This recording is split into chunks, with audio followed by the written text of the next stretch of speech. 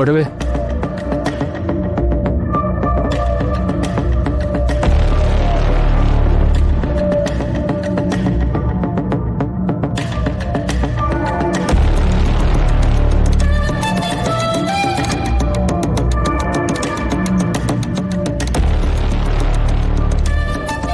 ಇನ್ನೊಂದ್ಕಿತ ಯಾರಿಗನ ಮೋಸ ಮಾಡಿದ್ ಗೊತ್ತಾಯ್ತು ಅನ್ಕೋ,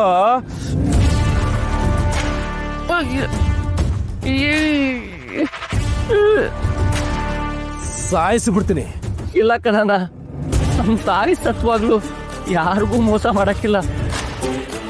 ಮುಚ್ಚಲ ಸಾಕು, ಗೊಬ್ಬರ ತಿನ್ನೋನು ತಿಪ್ಪೆ ಗುಂಡಿ ಮೇಲೆ ಆಣೆ ಮಾಡೋದಂತೆ. ಏ ಕೋವಿ, ಇದ್ಯಾಕೋ ಜಾಸ್ತಿ ಆಯ್ತು. ಏ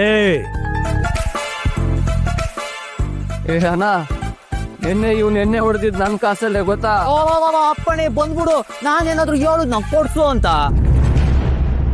ಅಣ್ಣ ಏನ್ಲ ಅದು ಈ ಮಾಟ ಮಂತ್ರ ಮಾಡ್ತೀನಿ ಅಂತ ನಮ್ಸಕ್ಕೆ ಬಟ್ಟೆನೆಲ್ಲ ಬಾಡಿಗೆ ತಂದೀವ್ನಿ. ಆ ಪೂಜೆ ಪುನಸ್ಕಾರಕ್ಕಂತ ಮಡಿಕೆ ಕುಡಿಕೆ ನಿಂಬೆ ಅನ್ನುವಂತ ಅದರಿಂದ ಕೈಯಿಂದ ನಂದೇ 1,000 ಖರ್ಚಾಗೈತೆ. ಅದನ್ನಾದ್ರೂ ಕೊಡೋಣ. ಲೇ ಕೋವೆ, ಅರ್ಥ ಆಯ್ತು ಕಣಣ್ಣ. ಅಯ್ಯೋ ಅಯ್ಯೋ, ಬೇಡ ಬಿಡಣ್ಣ, ಇದೀಗ ನೋಡ್ದಂಗ್ ಹೋಗ್ತಾ ಇರೋ ಕುದ್ರಣ್ಣ. ನೀವು ಹೊಡೆದಿರೋ ಏಟ್ಗೆ ಮೈ ಕೈ ಎಲ್ಲ ನೋವಾಗೈತೆ. ಆಸ್ಪತ್ರೆಗಾದ್ರೂ ಕಾಸು ಕೊಡೋಣ. ಒಂದ್ ಕೆಲಸ ಮಾಡು, ಸರ್ಕಾರಿ ಆಸ್ಪತ್ರೆಗೆ ಹೋಗಿ ನನ್ನ ಹೆಸರು ಹೇಳು, ಚೊಚ್ ಕಳಿಸ್ತಾರೆ. ಅಣ್ಣ, ಒಂದು ಕ್ವಾರ್ಟರ್ಗಾದ್ರೂ. ಅಯ್ಯೋ ನನ್ನ ಮಗನೇ, ಅಜ್ಜಿ ಹೇಳಜ್ಜಿ.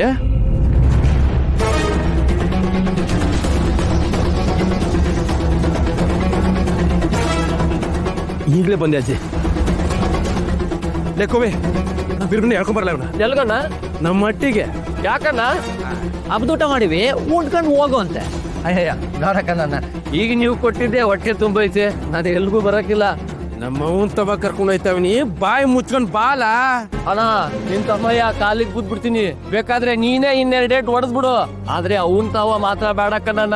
ಪಂಚಾಯ್ತಿ ಸೇರಿಸಿ ಕಂಬಕ್ ಕಟ್ಟಿ ಪಾಸುಂಡೆ ಬರೋ ತರ ಹೊಡಿಸ್ತಾರ ಕಣ್ಣ. ಅಲ್ಲಿ ನನ್ನ ಹೆಂಡತಿ ಮರವಾದ ಹೋಯ್ತೈತೆ. ಲೆಕ್ಕೋವೆ, ಹೇಳ್ಕೊಂಬರಲ್ಲ ಅವನ. ಅಯ್ಯಯ್ಯೋ ಚಂಚು, ನೀ ನನ್ನ ಪಾಲಿನ ಅದೃಷ್ಟ ಅನ್ಕೊಂಡೆ, ಅಲ್ಲ ನೀ ನನ್ನ ಪಾಲಿನ ಗಂಡ ಅಂದ್ರ.